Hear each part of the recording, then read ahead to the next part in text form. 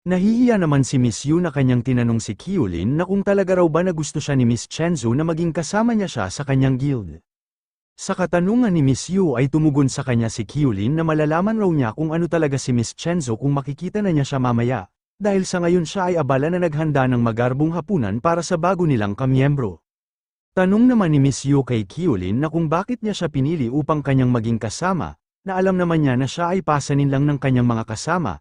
Sa katanungan ni Miss Yu ay iniisip ni Kyulin kung ano ang kanyang dapat na sabihin, sabay kanyang sinaad kay Miss Yu na kung sa tingin raw ba talaga niya na siya ay walang silbi na mahina. Nagtataka naman na tinanong ni Miss Yu si Kyulin na kung ano raw ba ang kanyang ibig na sabihin. Ayon naman sa kanya ni Kyulin na bagamat ikaw ay isa lang stage 5 wizard sa ngayon, pero ang iyong light healing magic ay kayang iligtas ang iyong dating guild leader ng higit pa sa 10 beses.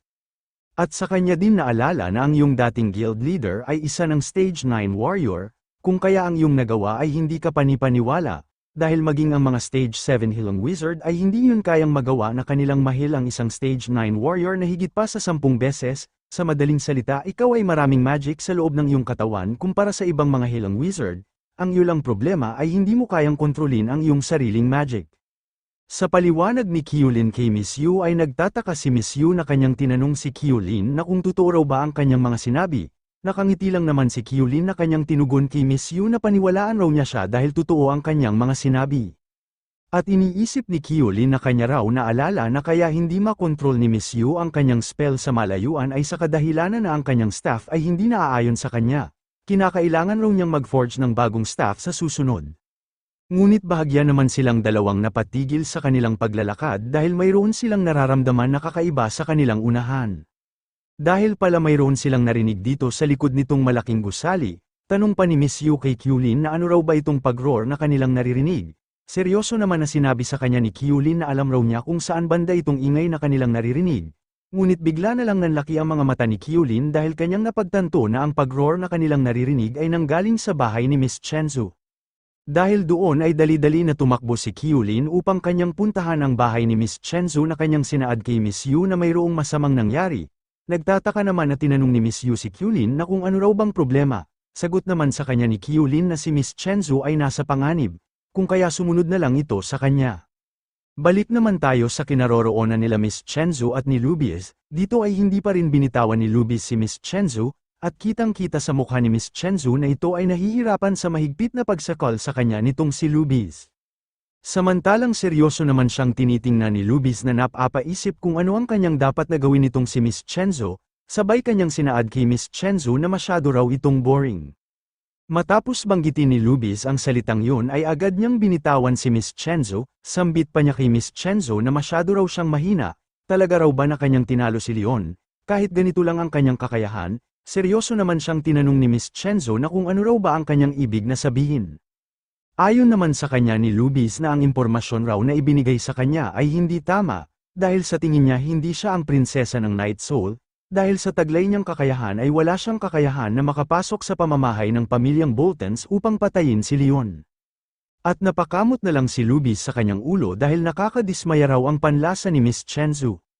At agad siyang tumalikod upang kanya na lang pabayaan si Miss Chenzo na kanyang sinaad sa kanya na pababayaan na lang raw niya siya, dahil sa ngayon ay ang kanya na namang titingnan ay ang nagngangalan na Kyulin, dahil ang tao na lang na iyon ang natitira sa kanyang listahan, samantalang si Miss Chenzo sa kanyang likod ng kanyang narinig na pupuntahan ni Lubies si Kyulin ay kanya itong sinigawan na sandali lang raw muna. Ngunit hindi naman siya pinansin ni Lubies bagkus nagpatuloy lang ito sa kanyang paglalakad na kanyang sinaad kay Miss Chenzo na sana raw magiging maganda ang kanilang laban sa tao na nagngangalan na Kyulin. Pero makikita pa rin si Miss Chenzo na kanyang iginiit pa rin kay Lubies na kung bakit basta-basta na lang raw niya siyang iiwanan kahit na hindi pa tapos ang kanilang laban. Nakangiti lang naman na tumugon sa kanya si Lubies na ang nangyari raw sa kanila ngayon ay hindi isang laban kung kaya bumalik na lang ito sa loob ng kanyang bahay at doon magpahinga. Sa mga sinabi ni Lubies ay masyadong nainis si Miss Chenzo sa kanya dahil huwag raw niya siyang tingnan na parang isang walang kwenta. Matapos sabihin ni Miss Chenzo ang salitang yun agad siyang kumilos upang kanyang salakayin si Lubies. Sa biglaan na kilos ni Miss Chenzo ay nagtataka si Lubies na napapatanong na kung saan kumuha ng lakas ng loob ang babae na ito upang sumalakay sa kanya, kahit alam naman niya na wala talaga siyang kalaban-laban sa kanya. Nang nakalapit na si Miss Chenzo ay agad siyang binigyan ng malakas na sipa ni Lubies sa tiyan. upang kanyang ipakita kay Miss Chenzo na kung gaano kataas ang agwat ng lakas nilang dalawa. Dahil sa lakas ng sipa ni Lubis ay tumilapon si Miss Chenzo sa malayo. Habang nakabulagta si Miss Chenzo dulot ng malakas na sipa ay sinabihan siya ni Lubis na tumigil na raw ito. Hinahayaan na raw niya siyang makaalis ngunit nagpupumilit pa rin itong manggulo sa kanya upang lumaban. Talaga bang gusto na talaga niyang mamatay sa kanyang mga kamay ngayong araw? Ayon naman sa kanya ni Miss Chenzo habang ramdam niya sa kanyang buong katawan ang malaking pinsala na siya raw ang leader ng Chenzo Guild. Kung kaya hindi niya hahayaan na mayroon siyang gagawin na masama sa kanyang kamiyembro. Habang pinipilit ni Miss Chenzo na bumangon ay sinabihan siya ni Lubis na itigil na raw niya ang kanyang pagpupumilit, huwag na itong magbabalak na pilitin ang kanyang sarili na bumangon, pero makikita lang naman si Miss Chenzo na mayroong desperadong mukha na kanyang sinabihan si Lubis na ang kanyang kamiyembro ay kinakailangan ng kanyang proteksyon, kung kaya bilang isang guild leader ay hindi niya siya hahayaan na saktan ang kanyang kasama. Matapos banggitin ni Miss Chenzo ang mga salitang yun ay pinipilit niya ang kanyang sarili upang kanyang salakayin si Lubis. Sa ginawang kilos ni Miss Chenzo ay ipinikit ni Lubis ang kanyang mga mata na kanyang sinaad kay Miss Chenzo na siya raw ay talagang naghahanap ng malaking gulo. Ano raw ba kaya ang kanyang dapat na gawin upang tumigil na siya sa pag-atake sa kanya?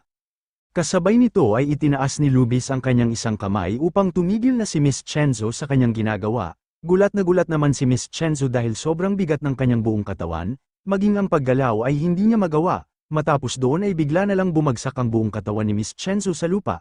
Pero kahit na ganoon ay pinipilit pa rin ni Miss Chenzo na kanyang igalaw ang kanyang katawan upang tumayo at labanan si Lubis. Sinabi pa sa kanya ni Lubis na mananatili na lang raw ito sa kanyang gravity circle, maari lang siyang makagalaw kung kusa siyang sesuko at bumalik na lang sa kanyang pamamahay at magpahinga.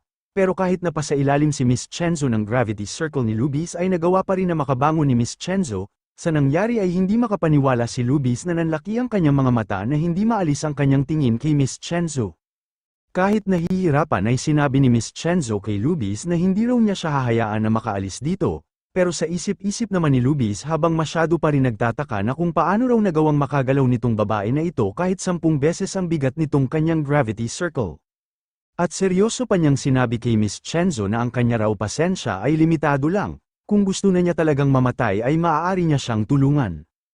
Kahit nakaramdam ng takot ay wala pa rin alinlangan na sinabi ni Miss Chenzo kay Lubis na gawin na raw niya ang kanyang gustong gawin sa kanya, dahil hindi siya natatakot sa kanyang balak na gawin. Sa sinabi ni Miss Chenzo ay muli na namang itinaas ni Lubis ang kanyang kamay na kanyang sinaad kay Miss Chenzo na isa raw siyang kawawang babae dahil magaling lang raw siyang magsalita. Nang pakawala na ni Lubis ang kanyang pag-atake kay Miss Chenzo ay masyado siyang nagulat dahil bigla na lang naglaho ang enerhiya sa kanyang kamay, at sa kanyang likod ay mayroong isang matanda na nanlilisik ang kanyang mga mata na kanyang tinitingnan si Lubis. Nang dahan-dahan na lumingon si Lubis sa kanyang likod ay masyado siyang nagtataka kung ano itong nasa kanyang likod. Makikita lang naman ang matanda na kanyang tinawag ang pansin ni Lubis na kanya itong sinabihan na huwag raw siyang bastos. Matapos sabihin yun ng matanda ay nakaramdam si Lubis ng matinding takot dahil kakaiba ang presensya nitong matanda na nasa kanyang likod. At hindi pa nakapagsalita si Lubis ay mayroong biglaang malakas na pag-atake na tumama sa kanyang katawan. Dahil doon ay makikita na wala man lang kahirap-hirap na tumilapon si Lubis sa biglaan na pag-atake sa kanya ng matanda kahit hindi ito gumagalaw sa kanyang kinatatayuan. Si Miss Chenzo na nakakita sa ginawa ng matanda kay Lubis ay lumabas ang pawis sa kanyang mukha dahil ginawa lang raw nitong matanda ang ganoon na pag-atake gamit ang kanyang isipan, habang ang matanda naman ay seryoso lang niyang tinitingnan si Miss Chenzo. Sa kinaroroonan naman ni Lubis ay kitang-kita na nawasak ang pader kung saan siya tumilapon. Nasabi na lang ni Lubis sa kanyang sarili na hindi raw niya inaasahan na itong si Miss Chenzo ay mayroong itinatago na ganito kalakas na bodyguard. Nagtanong naman ang matanda kay Miss Chenzo na kung ayos lang raw ba ito, at humihingi siya ng patawad dahil huli na raw siyang dumating upang kanya siyang tulungan, sabay lumuhad siya sa harapan ni Miss Chenzo na humihingi ng patawad, pero seryoso lang naman siyang sinabihan ni Miss Chenzo na hindi na raw niya kinakailangan na humingi ng patawad sa kanya dahil hindi na siya ang prinsesa na kanyang nakilala noon. Ipinaliwanag naman sa kanya nitong matanda na ang kanila raw patriarka ay masyadong nag-alala sa kanya simula nung umalis siya sa kanilang bahay. At 3 buwan na ang nakalipas ay binigyan siya ng utos ng kanilang patriarka na sundan siya dito sa lupain ng Haring Diyos upang kanya siyang bantayan laban sa posibleng masamang mangyari sa prinsesa.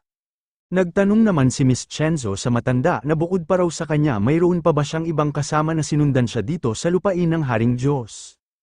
Ayon naman sa kanya ng matanda na ang kanya raw kasama na tumungo dito ay ang unang anak ng Mings na si Child Dixie. Sa nalaman ni Miss Chenzo ay nag-alala siya na kanyang tinanong ang matanda na bakit pati ang tao na yun ay tumungo dito upang sundan siya.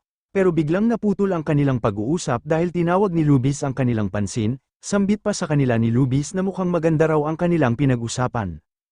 Inis pa na sinabi sa kanila ni Lubis na kung sa tingin raw ba nila na sa ganoon na pag-atake ay nagawa na nila siyang napatay. Sabay inipo ni Lubis ang kanyang hininga patungo sa kanyang tiyan, at walang alinlangan na kanyang pinakawalan ang kanyang pag-atake katulad noong ginawa niya na pag-atake kay Miss Chenzo. Dahil sa biglaan na pag-atake ni Lubis ay kitang-kita na ito ay tatama na sa dalawa. Ngunit tiningnan lang naman ito ng matanda na hindi man lang nababahala dahil wala raw itong kwenta. Sabay hinawi ng matanda ang isa niya na kamay upang kanyang harangan ang ginawang pag-atake ni Lubis. Sa isa lang na paghawi ng matanda sa isa niya na kamay ay makikita na bigla na lang naglaho ang aura ni Lubis at napalitan ito ng malakas na aura ng matanda. Napanganga na lang si Lubis sa kanyang nakita na hindi makapaniwala dahil batid niya sa kanyang sarili na hindi na niya maiwasan itong inilunsad na pag-atake sa kanya nitong matanda. At napatakip na lang siya sa kanyang mga mata sa sobrang liwanag ng ginawang atake sa kanya nitong matanda. Nang tuluyan ng tumama sa kanyang buong katawan ang aura ng matanda ay napasigaw na lang si Lubis dahil sa kanyang tinamo na malaking pinsala. Makikita naman ng matanda na seryoso lang niya na tinitingnan si Lubis na buong-buo niyang tinanggap ang kanyang pinakawalan na pag-atake, samantalang si Miss Chenzo ay ramdam niya kung gaano kalakas ang atake nitong matanda, ang kanya raw magic power ay masyadong malakas. Kahit ganoon na kalakas ang atake ng matanda ay makikita pa rin si Lubis na nakatayo pa rin sa kanyang kinaroroonan. Seryoso pa niyang sinabi sa matanda na siya raw ay isang matandang bastard, paano raw ba siya naglakas ng loob upang gawin sa kanya ang ganoon na pag-atake? Ngunit hindi naman tumugon sa kanya ang matanda bagkus kanya lang tiningnan si Lubis na parang hindi ito banta sa kanilang buhay. Pero iniisip naman ni Lubis na kapag matamaan pa raw siya ng ganoon kalakas na pag-atake ay tiyak na kanyang sasapitin ang kanyang kamatayan. Hindi naman makapaniwala si Miss Chenzo nang kanyang nakita si Lubis dahil kahit ganoon na raw kalakas ang kanyang tinanggap na pag-atake ay parang hindi man lang ito napinsala, gaano raw ba talaga kalakas itong lalaki na ito. Nang tumalikod na ang matanda ay sinigawan siya ni Lubis na kung bulag raw ba ito hindi ba niya nakikita na ayos lang siya. Sa ipinakitang tapang ni Lubis ay nasabi na lang ng matanda na hindi raw pangkaraniwan itong lalaki na ito. Inis pa na sinabi ni Lubis sa matanda na kung hindi raw ba niya nakikita na masyado na siyang nainis dahil biglaan na lang siyang napalitan sa eksena ng isang matandang hakluban. Samantala sa gitna ng gubat ay makikita si Kyulin at si Miss Yu na mabilis tumakbo papunta sa bahay ni Miss Chenzo, dahil sa walang tigil nilang pagtakbo ay hingal na si Miss Yu na masyadong pinapawisan na kanyang sinabi kay Kyulin na masyado na raw malayo ang kanilang pagtakbo na parang walang katapusan. Ano na raw ba ang nangyari dito? Kahit nakikita naman nila ang bahay ni Miss Chenzo pero magpasa hanggang ngayon ay hindi pa rin sila dumating doon. Ngunit napatigil si Kyulin sa kanyang pagtakbo dahil dahan-dahan na nagbabago ang lugar kung saan sila naroroon, at makikita sa kanyang mukha na siya ay nagtataka dahil batid niya kung ano itong nangyari sa kanila. Dahil ang hangin raw sa kanilang buong paligid ay naging sulido mula pa sa simula, ang makapangyarihan na mahika na ito ay mukhang baluktot na espasyo. Sila raw ay bumalik sa panimulang punto matapos nilang tumakbo ng mahaba, at napapatanong na lang siya sa kanyang sarili na kung ito raw ba ay isang mental magic. Nagtanong naman si Miss Yu sa ating bida na kung ano raw ba ito. Seryoso naman na tumugon sa kanya si Kyulin na huwag raw niyang alisin ang kanyang tingin sa kanyang buong paligid, dahil itong nangyari dito ngayon ay isang malakas na mental magic, dahil silang dalawa ang target ng nilalang na gumawa nito. Makikita naman ang isang malaking mata na hindi maalis ang kanyang tingin sa ating bida at ni Miss Yu. Ang nilalang pala na ito ay isang halimaw na mayroong isang malaking mata sa kanyang mukha. Na seryoso niyang tinitingnan ang dalawa sa itaas ng sanga ng malaking puno, at natatawa na lang ito sabay kanyang ikinumpas ang kanyang dalawang kamay. Sa ginawa na yun itong halimaw na mayroong malaking mata ay masyadong nagulat si Kyulin dahil mayroong mga galami ang nakapulupot sa kanyang mga paa. Maging si Miss Yu ay gulat na kanyang tinanong si Kyulin na kung ano raw ba ito. Sabi naman sa kanya ni Kyulin na itong nangyari raw sa kanila ngayon ay epekto ng isang mind magic.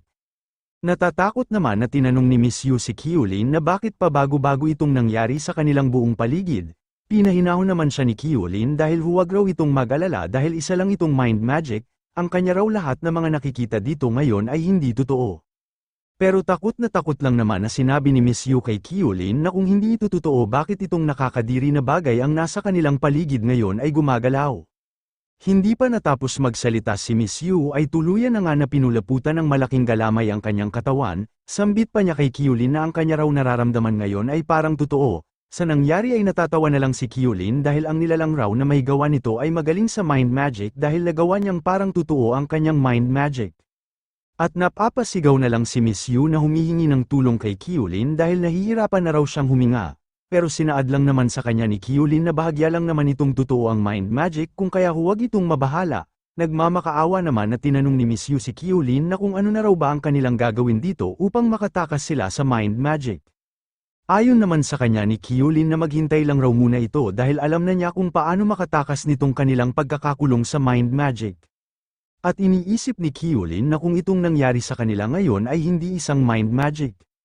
Ay ang tanging dahilan lang nito ay isang mind transfer, sila raw ay nalipat galing sa Green Lake Town papunta sa ibang lugar. Sa kanyang paghusga mula sa halimaw na ito sa kanilang kapaligiran, ay dapat ito ay nasa Lotus Swamp ng lupain ng Haring Diyos. Habang akma ng lamunin si Kyulin nitong malaking pugita, ay nakangiti lang si Kyulin na kanyang iniisip na kung ano raw ba kaya ang bagay na mayroong kakayahan na kaya silang ilipat sa ganito kalayo. Habang mas lalo pang hinigpitan ng halimaw ang kanyang paggapos kay Kyulin ay hinanda naman ni Kyulin ang kanyang isang kamay upang kanyang gamitin ang kanyang Divine Core. At kanyang nasabi na kalimutan na lang raw muna niya ang kanyang iniisip dahil sa ngayon ay kinakailangan muna niyang unahin itong kanyang problema. Makikita naman itong malaking halimaw na kanya nang ibinuka ang kanyang malaking bibig na mayroong hindi mabilang na ngipin upang kanyang lamunin ng buo ang ating bida. Dali-dali naman na ipinalabas ni Kyulin ang kanyang Divine Core galing sa isa niyang kamay. At makikita sa mga mata ni Kyulin na ito ay nagliwanag. Kasabay nito ay bigla na lang tumagos sa likod ng katawan ng malaking halimaw ang kulay asul na liwanag. Dahil pala ginawang hugis espada ni Kyulin ang kanyang Divine Core at ito ang kanyang ginamit upang kanyang tusukin ang malaking bibig ng halimaw, hindi pa natapos si Kyulin dahil mas lalo pa niyang ibinaon ang kanyang sandata sa bibig nitong halimaw upang tuluyan na itong manahimik, dahil doon ay tuluyan na nga na tinadtad sa maraming piraso ni Kyulin ang katawan nitong malaking halimaw na parabang nagmistulang pang sahog itong mga karne ng malaking halimaw. Matapos patayin ni Kyulin ang malaking pugita ay nakaramdam siya ng pagkatuwa dahil unti-unti na raw nagising itong kapangyarihan nitong kanyang core matapos ang nakaraan niyang laban, ito ay lumalakas sa pamamagitan ng pagpatay ng mga magical beast. Ito raw kanyang hawak-hawak ngayon ay ang pangalawang skill ng kanyang power core, ito ay ang Sin Eliminating Sword. Samantala nagtanong naman si Miss Yu sa ating bida na matapos raw nito ano na daw ba ang kanilang gagawin. Ano raw ba itong lugar na kanilang napuntahan, paano raw silang dalawa makabalik kung saan sila naroroon, sabi naman sa kanya ni Kyulin na kanya raw iniisip kung paano sila makakabalik kung saan silang dalawa nanggaling. Pero syempre kung sino ang responsable sa pagdala sa kanila dito ay iyon ang kanilang kinakailangan upang sila ay matagumpay na makabalik.